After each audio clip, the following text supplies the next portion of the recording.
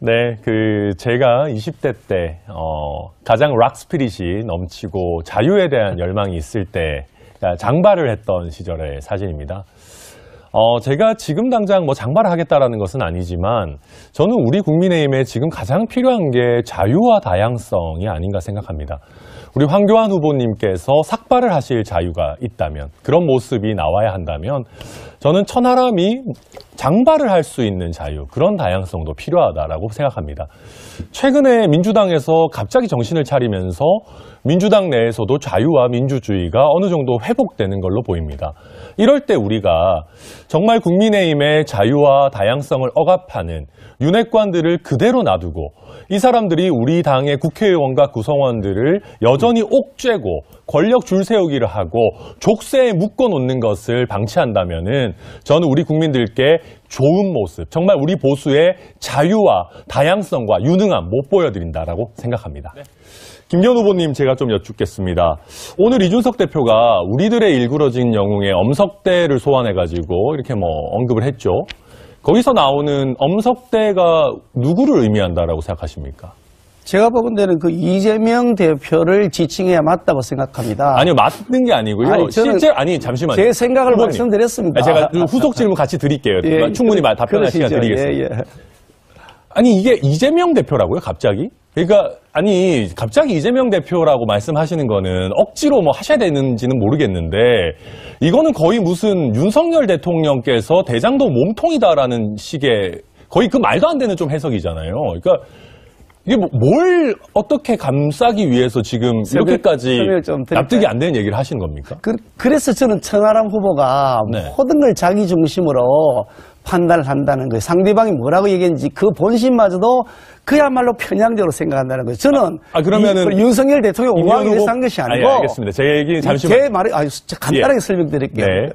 제 말의 뜻은 지금 우리에게 상대방이 누구냐? 이재명 대표라고 하는 그 천하의 부정부패 의혹의 몸통인 사람, 왜 그 사람에 대한 공격을 해야 될 이 시점에, 그 사람의 잘못을 지적해야 될 이 시점에 내부 공격만 계속하냐? 그러면 좀 정리하고 넘어가겠습니다. 그래서 그 부분에 집중해달라고 제가 제 주도권이니까요. 후보님이 생각할 때는 이준석 대표가 얘기한 엄석대가 이재명 대표라는 말씀이세요? 그러니까 그렇게 해석돼야 된다는 게 아니라 실제 그렇게 해석이 되십니까? 아니, 그래 해석돼야 된다고 말씀드리는 거예요. 해생각을 해보세요. 해석돼야 된다는 게 아니라요. 사람이 민주당 대표를 하면서 민주당을 완전히 망쳐놨는데 저는 이해가 안 되는 게 그 점에 대해서 우리가 지적을 해야 된다. 아니요, 저는 이해가 안 되는 게 그런 식으로 제대로 해석도 안 하고 그러면 언론인들이나 우리 국민들의 바이든 날리면도 마찬가지입니다만은 그런 식으로 뭔가 현실을 왜곡하고 후보님의 뜻대로 마음대로 바꾸면 이게 정치적으로 국민들을 어떻게 설득하고, 정상적으로 일상생활이 가능한 수준에 우리가 해석을 해야 되는데. 그래서 제가 이상하게 편향적으로 해석한다는 거. 제가 일단 알겠습니다. 넘어가겠습니다. 당연을 말씀하는 겁니다. 예, 이재명 대표에 대해서 이준석 대표가 좀 비난하고 공격하라고 얘기하는 겁니다. 아까 제가 여쭤봤습니다마는 지금 대통령실의 정무수석이 나와가지고 우리 당의 당권 주자에게 아무 말도 하지 않으면 아무 일도 일어나지 않는다. 사실상 움직이면 쏜다라는 정도의 얘기 아닙니까? 이거 정상적입니까? 제가 봤을 때는 이 정도면 정무수석 잘라야 된다고 보거든요. 같은 당권주자로서 이거 당권주자의 자존심을 완전히 깎아내리는 거 아닙니까? 이 정무수석의 이런 발언 어떻게 평가하십니까? 천하람 후보는 앞뒤를 다 잘라버리시고 지금 왜곡을 하시는데요.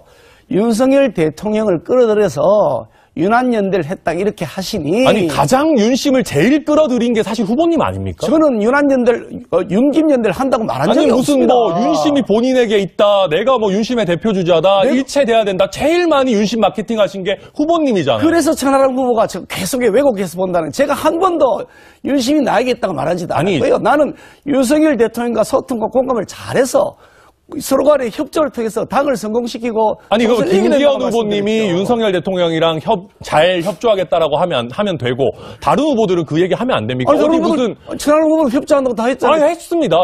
이거 안철수 후보는 그거 하면 안 됩니까? 협조하겠다고 말씀한 것이 아니고 제 얘기는요. 윤한연대를 했다고 하니까 윤석열 대통령과 협조하겠다. 윤심이다 이런 거를 무슨 상표권 등록해가지고 상표권이 지금 후보님한테만 가 있습니까? 그런 건 어떻게 들을 기가 없으세요. 당권 주자들이 대통령과 협조하겠다는 누구나 할 수 있는 얘기 아니에요? 다 할 수 있죠. 알겠습니다. 누가 그거 하지 말라는 게 아니잖아요. 지금 그 정순신 논란 터졌지 않습니까? 그때 아마 저만 유일하게 적시에 사퇴하라라는 메시지 냈고 거기에 따라서 우리 본인과 대통령도 적절한 판단을 내리신 것 같습니다.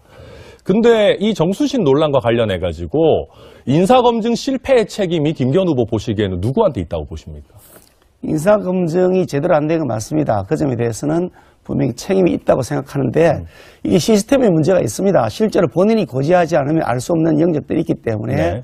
그 시스템을 정비한 노력은 필요하다고 그 생각하고요. 시스템을 정비해야 되는 노력을 가장 많이 기울여야 되는 데가 어딥니까, 그러면? 그러니까 우리가 구체적인 얘기를 해야 돼요. 그냥 시스템 더 좋게 만들어야 된다는 거는 그냥 국회가 하나만 법을 하나 고쳐줘야죠. 국회가 법을 고쳐줘야 된다. 당연히요. 이게 강제 수사권이 없습니다.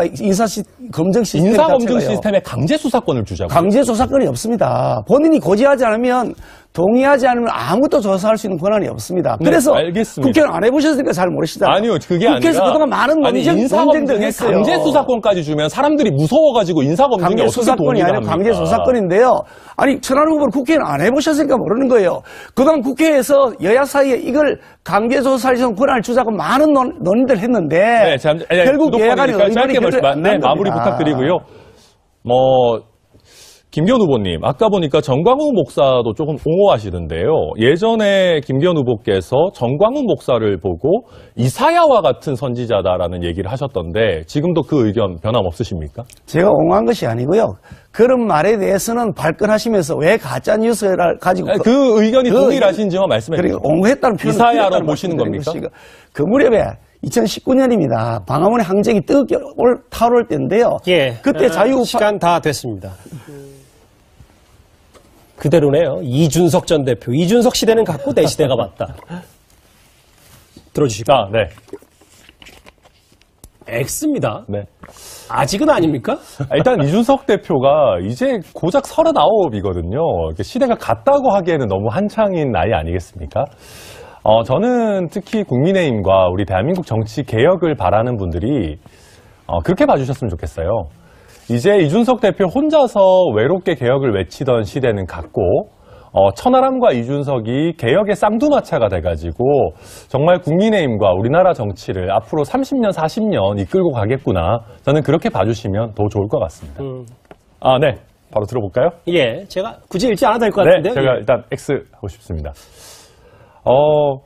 우선 저는 그러니까 그 순천이 사실 너무 좋습니다. 왜 그러냐면은 순천 같은 경우에는 국민의힘 대표로 출마하면은 당선되는 그런 전통이 있는 도시입니다. 우리 이정현 대표께서 도전하셔가지고 당선이 됐기 때문에 저는 정말로 순천의 힘으로 여기까지 왔다라고 생각을 하고 우리 고향 대구도 좋겠지만 저는 정말 좀 정치사에 남을 만한 의미 있는 도전하고 싶습니다. 천하람 후보께 질문을 하려는데요. 네. 우리 과태료가 사실은 너무 획일적으로 되어 있습니다. 행정법규의 경미한 위반은 과태료를 하는데 자동차 과태료 같은 경우도 일반 도로에 주정차하면 4만 원, 언리 보호구역이 되면 12만 원 과태료가 되고 자동차 이전 등록이나 말소 등록 안 할 경우에도 기한에 따라 최고 50만 원 이렇게 되는데 문제는 소득에 상관없이 모든 사람이 다 동일하다는 겁니다. 그래서 이거 경제적으로 어려운 사람에게는 굉장히 불리하다. 그래서 제도를 저는 고쳐서 소득 수준에 맞게 과태료 제도를 부담을 주는 것이 차등하는 게 좋지 않겠다는 생각인데 의견이 어떠신가요? 네. 사실 우리 토론회가 너무 좀 사실 저희끼리 좀 싸우기만 하고 민생 이슈나 정말 미래 비전 얘기 안 한다라고 하는 국민들 비판도 많았고 사실 저도 그런 부분에 송구스러웠었는데 이렇게 굉장히 좋은 질문 해주셔가지고 감사합니다. 사실 말씀하신 것처럼 외국에서는 일수 벌금제라고 해가지고 벌금의 영역에서도 소득에 따라서 내는 그런 부분들이 있었는데 사실 벌금의 영역에서 돈을 많이 번다고 많이 처벌하는 건 사실 또 이게 우리 형법의 평등의 원칙에 문제가 좀 있는 부분들도 사실 있거든요. 근데 과태료 같은 경우에는 그런 논란도 좀 적을 수 있기 때문에 말씀하신 부분 저희 충분히 검토해 볼 수 있다고 생각합니다. 마지막 질문 제가 김기현 후보님께 드리겠습니다. 원내대표로서 대선을 지휘했다 이런 표현을 쓰시는데 저는 살다 원내대표가 무슨 대선을 어떻게 지휘하는지 솔직히 잘 모르겠습니다. 그리고 그때 울산 회동을 하면서 조정과 화해를 했다 이런 얘기를 하시는데 이준석 대표 얘기를 들어보면은 그때 당시에 울산으로 갈지 광주로 갈지 정해지지 않은 그런 상황에서 오히려 김기현 후보가 좀 역할을 할 만한 공간을 열어드리기 위해서 울산으로 갔다 이런 얘기들도 하거든요. 그러면 만약에 이준석 대표가 김기현 후보를 배려해가지고 울산으로 안 가고 뭐 광주로 갔거나 다른 지역으로 갔다면 어떨 뻔하셨습니까? 실제로 이 울산 회동에서 김기현 후보가 뭔가 실질적인 역할을 하신 겁니까? 우선 배려라고 하는 용어를 쓰는 게 매우 모욕적으로 들리고요. 그것은 같은 당을 구성하고 있는 당대표와 원내대표가 배려했다는 표현을 하는 것이 그게 적절하냐. 문제가 생겨서 배려할 수도 있죠. 해당 지역에 이제 울산에 원내대표가 가서 어떤 일을 면을 세워드릴 수도 하는지 있죠. 국회를 안 해보셨으니 모르잖아요. 거기에서 이재명 특위를 제가 구성에 지휘를 해가지고 그 각종 비리들을 제가 밝혀냈고요. 예산 가지고 치열한 논쟁을 벌였고요. 그게 바로 대통령 선거를 치르는 국민들의 민심을 얻는 과정인 겁니다. 저도 예, 편한 시간 지역 다 같으면 썼습니다. 국회의원 할 수 있습니다. 예, 시간 다 저는 처음 시작할 때부터 윤핵관의 퇴진 도우미가 되겠다라는 말씀 드리고 있습니다. 근데 저라고 해서 같은 당 생활하고 있는 윤핵관 비판하는 게 마음 편하겠습니까? 그렇지만은 지금 윤핵관의 행태가 도를 넘었고 이것이 정말 대통령을 망치고 우리 당을 망치고 있고 나아가서는 총선 패배의 지름길로 가고 있기 때문에 어떻게든 당을 과거에 빠졌던 수렁에 빠지지 않고 뭔가 좀 이기는 길로 나아지는 길로 가고자 하는 그런 절박감에서 말씀드린다. 꼭 그 말씀 드리고 싶습니다.